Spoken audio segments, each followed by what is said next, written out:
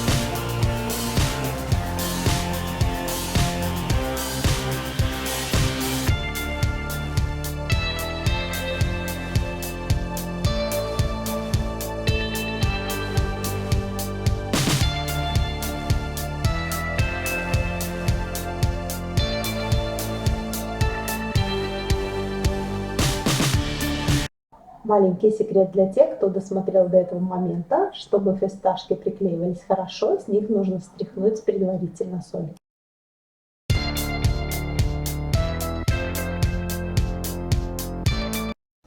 Если вам понравилось мое видео, ставьте лайк, подписывайтесь на мой канал. Всем спасибо за внимание, пока-пока!